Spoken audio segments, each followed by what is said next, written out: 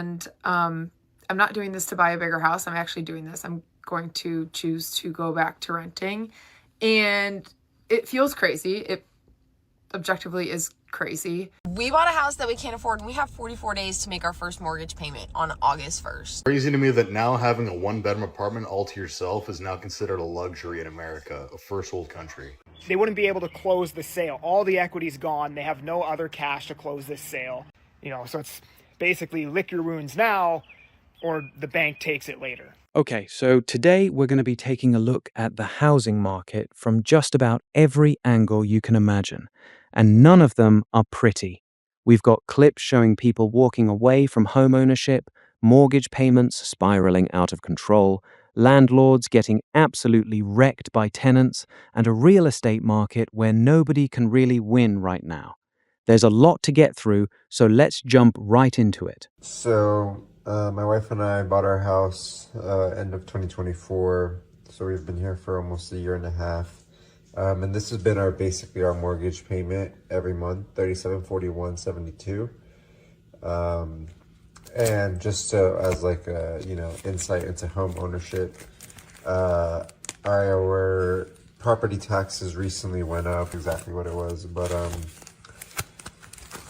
yeah, that's our new amount right there, $45.36. So we went up $750 per month, over $7,000 a year more, and most of it goes to the interest, obviously, as we know. But yeah, this is how people aren't able to stay in their houses forever and lose their houses. Crazy. And this right here is one of the quieter ways people end up losing their homes, and it doesn't get talked about nearly enough. You budget for your mortgage payment, you plan around that number, and then your property taxes go up $750 a month out of nowhere. That's over $9,000 a year that just got added to your cost of living with basically no warning. And it's not like your salary went up $9,000 to match it. This is exactly how people who bought responsibly, who did everything right, still end up underwater. The payment they signed for is not always the payment they end up with. Let me know in the comments if your property taxes have jumped on you since you bought, because I feel like this is way more common than people realize. We bought a house that we can't afford, and we have 44 days to make our first mortgage payment on August 1st. Let's just let that sink in for a little bit, because I'm stressing. Not only that, but we have to paint our house before we move in. There's a hardwood flooring all over the house, which needs to be refinished, which we have also never done. There's just a lot that's going to be happening within the next couple weeks that we have no idea how we're going to make it through. We also have 3 girls that are 4 and under, and I'm also pregnant with our 4th.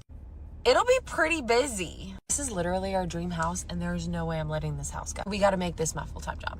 Okay, bye. All right, so I want to be careful here because clearly this family is excited, and I understand that feeling of finding your dream home. But buying a house you openly admit you can't afford, with 44 days to make the first payment, a full renovation needed before you can even move in, and a 4th child on the way, that is a lot of pressure stacked on top of each other all at once. The enthusiasm is there, I'll give them that. But enthusiasm doesn't refinish hardwood floors or paint a house, and the we'll figure it out mentality is exactly what leads to the kind of stories we've seen on this channel before, where people end up completely buried. I genuinely hope it works out for them, but this one made me nervous. Crazy to me that now having a one-bedroom apartment all to yourself is now considered a luxury in America, a first world country. And that one sentence kind of says everything, doesn't it? A 1-bedroom apartment to yourself being considered a luxury in a first world country in 2025. Not a house, not a yard, not a guest room, just a 1-bedroom apartment where you don't have a roommate. That is now the bar. And the wild part is that in a lot of major cities, that's genuinely accurate. A private 1-bedroom is not something a huge portion of working adults can comfortably afford on their own anymore. That should be deeply uncomfortable for everyone to sit with, regardless of your politics. So as prices are falling right now, I'm finding it increasingly more difficult to find a seller who's willing to sell their property for what the market price is. So the market right now, again, we've been through this a couple times, but the bid to ask spread is widening. What a seller wants and what a buyer wants to pay, that spread has widened again. And a very common issue right now is a lot of the listings that my buyers are writing offers on, the seller cannot sell the property at the market value or slightly below them. We're trying to get a deal too, but roughly that should be the price that it should sell for, and the sellers can't take it. Why can't they take it? Because they wouldn't be able to close the sale. All the equity's gone. They have no other cash to close this sale, so they literally can't sell it. We are seeing way more foreclosures right now, and when I'm seeing this in the market, it tells me there's going to be even more next year. I'm pulling the title on these properties. There's 2 or 3 mortgages on them. They paid $600,000 in 2023. It's worth around $5. So it's basically lick your wounds now, or the bank takes it later. Okay, so this real estate agent is laying out something really important that I don't think is getting enough attention right now. The bid-ask spread widening is one thing, but the part that really stands out is sellers who literally cannot accept market value because they'd have to bring cash to the closing table just to get out. They bought at the peak, values have dropped, and now they're trapped. 2 or 3 mortgages stacked on a property that's worth less than what's owed on it. And he's already seeing more foreclosures now, with more coming. This is the kind of slow-moving wave that doesn't make headlines until it suddenly does. What do you guys think? Are we heading toward another real estate correction?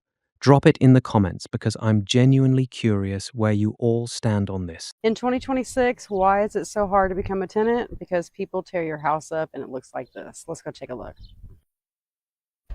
Starting with the doorbell, it's completely gone. Bricks are all broken up. This is one of the bedrooms. Just completely left everything. Carpet is shot. This one over here, they did empty it out, but again, carpet is just shot. And as we walk into the living room, just bags of trash, furniture left everywhere, kids' shoes, broken furniture, takes the cake. Look at all this. Y'all see all these tequila bottles? Ridiculous. We'll pan around over here and take a look at the kitchen. In the kitchen, we've left food items, broken cabinets, broken drawers, dishes everywhere. I don't even know what's leaking out of that refrigerator. We're damn sure not opening it. Pissy clothes, washer, dryer. Yeah, it smells like straight piss. As we go into the primary bedroom, windows open, mattress on the floor. Worst part of it all, somebody threw a brick through the window. Glass, that whole window needs to be replaced. Carpet's shot again, so the whole house is going to need a new carpet. Just trash everywhere. Damage to the walls, filthiness, and go ahead and take a look into the backyard. Again, more stuff, just stuff. Fence broken, trampoline, kid toys all over it. Grass needs to be cut. Again, looks like somebody's still going in the house through the open window. And there's the brick through the window. So this is why it's so hard for you to become a tenant, and the rental requirements are so strict because individual owners are tired of having to deal with houses that look like this when unresponsible people move out of them. So it is what it is. Next time you want to rent a house and we're asking for 600 credit score, no evictions, no late pays, this is why. Somebody has to pay for this, and it's not cheap. And here's the other side of the landlord conversation that a lot of renters don't want to hear, but probably need to. When people ask why rental requirements are so strict, why you need a 600 credit score, no evictions, proof of income, references, this video is the answer. Tequila bottles everywhere, broken cabinets, a brick through the window, carpet destroyed throughout the entire house. Somebody has to pay for all of that, and it's not cheap, and it's not fast. So when a small landlord who owns 1 or 2 properties gets hit with something like this, it can genuinely wipe them out financially. I'm not saying every strict landlord is justified, but this is clearly where a lot of that caution comes from. I'm in Mansfield, Texas, in an area where the houses were between $700,000, $800,000, and $900,000, and let me show you what I just ran into. This is an eviction. This is the constable showed up and just put all of their personal belongings on the street. They knew that he was coming. They were told, they were given a time and a date, and they didn't get their stuff out. Look at that kegerator right there. And now all of their shit's been thrown out. They can't go back in the house. Even their cars are left behind. There's the TV. Yeah, they may have taken what they wanted to take, what they could take, and may have left the rest behind. This is where we're at in the real estate market, in an area with a very strict HOA, and everything is thrown out. They will be billed when the trash company comes and takes all this. I will probably be able to show you the inside of this house coming soon. And this one hits differently because of the zip code. We're talking about a neighborhood where homes are going for $700,000 to $900,000, HOA and everything, and it still ends up like this. People tend to assume this kind of thing only happens in lower income areas, and that is just not true. Financial stress doesn't care what your neighborhood looks like from the outside. When people are in over their heads on a mortgage they can't sustain, the end result can look pretty similar regardless of the price point. And now their cars are sitting on the curb too because they couldn't even get those out in time. That's a rough way to go. Let me know in the comments what you guys think is driving this, because I feel like we're seeing foreclosure and eviction stories everywhere right now. I am selling my house, and I'm selling a house that has a very low interest rate and a relatively low mortgage, especially for the area that I live in. And I'm not doing this to buy a bigger house. I'm actually doing this. I'm going to choose to go back to renting. And it feels crazy. It objectively is crazy. And my entire For You page is filled with videos that are saying, we'll never see these rates again. We'll never see, inflation. And, we all know how expensive everything is these days. And I will likely never own property for this amount again. But I can't keep up with homeownership. And I think when I did this, I assumed that this was the dream. The dream was to own property. But no one explained how heavy it is to do it on your own and to fix all the things that go wrong and keep up with all the maintenance and to just deal with the city that you live in when there are issues, deal with contractors and contractors not showing up, and all the things that go wrong in an older home and the unexpected costs that come about. I had a $25,000 issue come up last year. I've had multiple smaller $1,000 issue, new water heater, new furnace, all those things that are expected with owning an older home. But I just haven't heard of anyone talking kind of about the other side of it and, potentially choosing to give up what is considered the dream of, homeownership for going back to a different lifestyle of renting, a lifestyle where I can just text the landlord when something goes wrong or, use the property company. And I've debated and wondered if I'm making a mistake, but I'm going to try it out and see what happens. And this is just to say that it doesn't have to be, even though it could be right for everyone, it doesn't have to be right for you. Homeownership is not matching up with my lifestyle right now. I don't want to be doing yard work every day. I don't want to be on the phone constantly when things go wrong. I don't want contractors in and out of my house for days on end. So, you only get one life. Do what works for you. You don't have to hold on to that house or that piece of property just because you have a low interest rate. I'm choosing to believe that the right thing will happen for me and that I will have opportunities in the future to do this again. And I'm trusting that the universe will provide those for me. So let's see what happens. Okay, so this one is genuinely interesting because you almost never hear this perspective out loud. Everyone online is screaming about how you should never give up a low interest rate, never sell, hold on to that property no matter what. And here's somebody who locked in what sounds like a pretty solid mortgage, low rate, reasonable payment for the area, and is still choosing to walk away from it and go back to renting. And honestly, I kind of get it. Nobody talks about the weight of solo homeownership, the contractors who ghost you, the $25,000 surprise expense that just shows up one day, the city issues, the constant maintenance. The dream of homeownership gets sold really hard, but the full picture doesn't always come with it. It doesn't make it the wrong decision for everyone, but it's clearly the right decision for her right now, and I respect that she's being honest about it. Okay, so we showed up today to do an eviction. The back door was already open. It appears that they had already moved out. If you missed it on my live, I did do a walkthrough earlier, but I want to show you guys. So over here, we have the leftover clothing.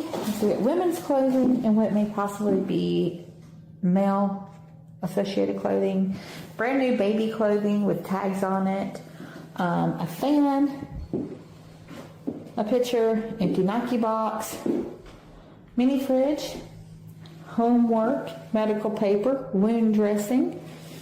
Let's see. Toys and toilet paper and food crumbs. And this didn't all just happen in like a day or two. We came out to do an inspection here a while back. They refused to let us in. And we filed eviction. Now this room looks pretty okay. Everything's intact. But then you go this way, and this is where it starts. I guess they thought the pipes in here were copper as they tried to remove them. This is the back side of the breaker box.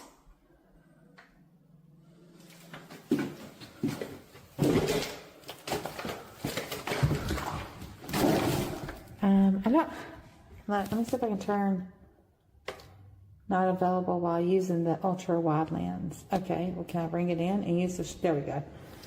I don't know how far out. Let's see. Oh, I didn't see what I did. There's a stroller, a chair. There's my breaker box. That looks like a double stroller, a really big stroller. Lawnmower probably doesn't work, and that's why it's there. Touch-up paint, which you'll find even funnier in a few minutes. Let's see. Takeout. It's always the damn takeout. The never-ending collection of fast food and shopping bags. They apparently had a baby. Here's this. I'm trying to make sure the mail didn't get in there. Cabinet's empty here. A few odds and ends. We'll take the canned goods and donate those to the food banks, any non-perishables that we find. Sink full of dirty dishes. Dishwasher full of dirty dishes. The stove appears to be clean. I'm assuming they weren't using it by the amount of DoorDash. Not too bad. Kitchen counter. I'm gonna hold my breath. I'm gonna open the fridge for you guys. You ready?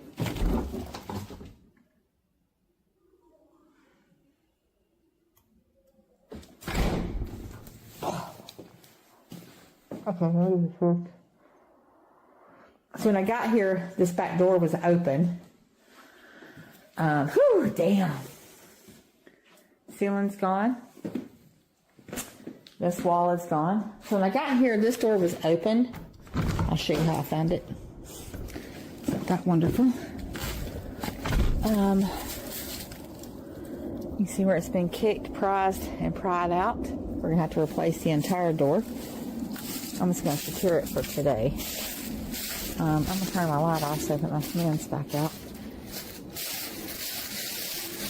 The HVAC's been completely stripped. They left the grill or smoker. It says Oklahoma Joe's smoker. Okay, so that's a smoker. The air fryer that obviously wasn't being used unless they were reheating the leftovers. Let's go upstairs. There's my ceiling fan over there on the floor. There's the bracket it goes on. Yeah, I should open that before. Closet. Hearing that. Bathroom intact. And not in horrid condition. I think the water's actually still on. Oh, look. Piece of copper. Yeah, some of the water's still on. No, I don't know. The spigot out front is dripping. So I can't figure out why. All right, let's take a look. Dirty socks. Tootsie Rolls. Tootsie Rolls. French fries. Chicken nuggets and Tootsie Rolls. More French fries. Maybe candy. Fried fish or chicken skin. More dirty socks. Yeah, I touched on my line. Okay, that's right. Taters. Rags. Biscuits. More chicken. Maybe a dead animal. I don't know. There's a chicken bone.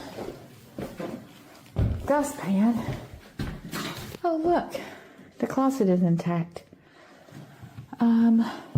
Bedroom. Starting on this wall. And continuing all the way over.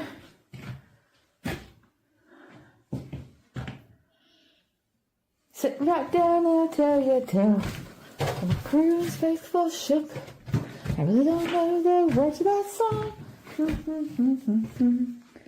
I mean, you can tell by the dirt in the floor.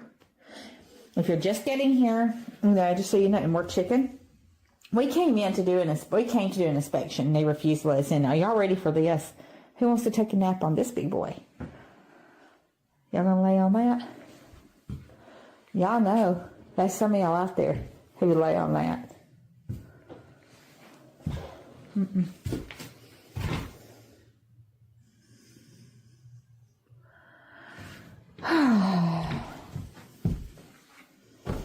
Now, they took the vanity mirror. This is what's crazy. There's the mirror. Intact. So that's that. I guess they thought that maybe the plumbing was copper. I don't think they were smart enough to understand exactly the copper and how it operates. What's in here? It's just another closet. This one's intact. I forgot to open it. Oh, and for anybody who knows, look, I have on boots in this dirty job. Let's start on this wall. And then that wall, baby stuff, chair, TV stand. This wall, but here's the copper. There's the copper. Don't know what the point of all this was. I mean, they took copper out and then left the majority of it behind. So I'm not really understanding. Oh, but why they had a snack.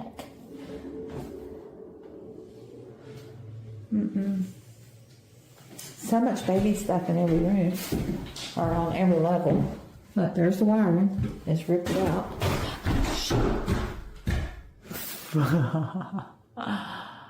Okay. Oh, so much stuff under my feet. I should probably wait until I had backup in case I do fall and knock myself out.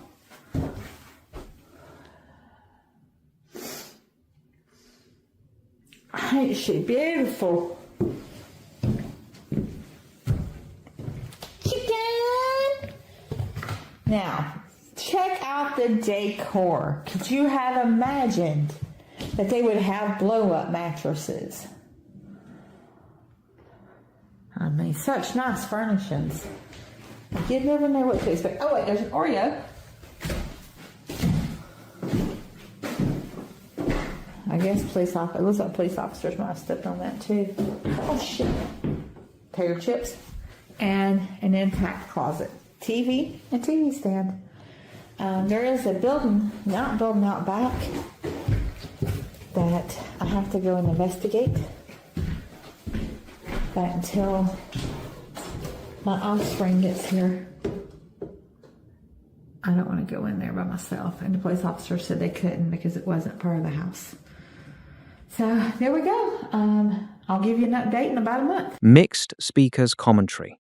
So this is one of those landlord walkthrough videos, and I've seen a few of these on this channel before, but this one is genuinely on another level.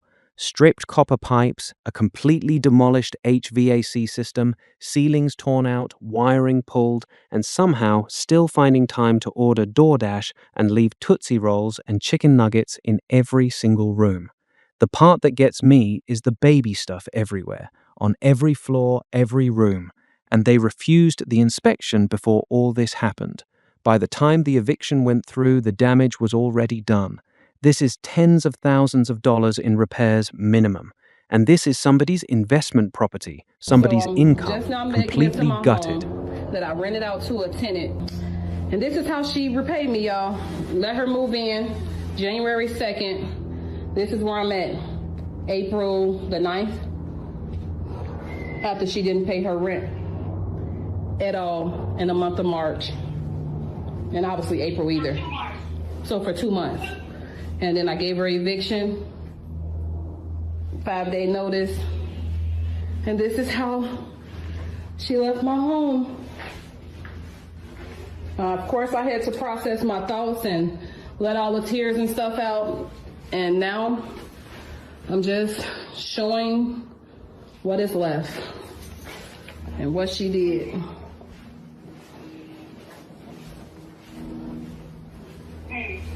Let me show y'all upstairs.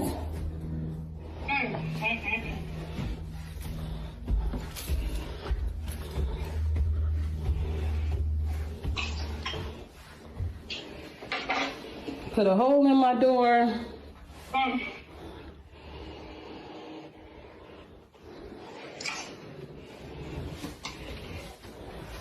It's the laundry room. She left a lot of stuff in there too.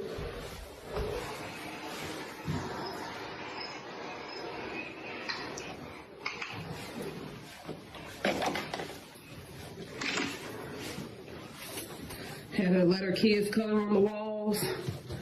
Put a hole here. Oh yeah. Here's a diaper she left. Come on now. Kind of mother. Left this room like this.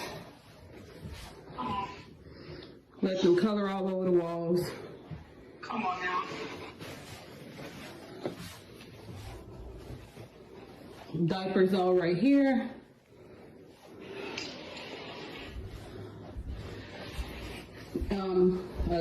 All these alcohol bottles.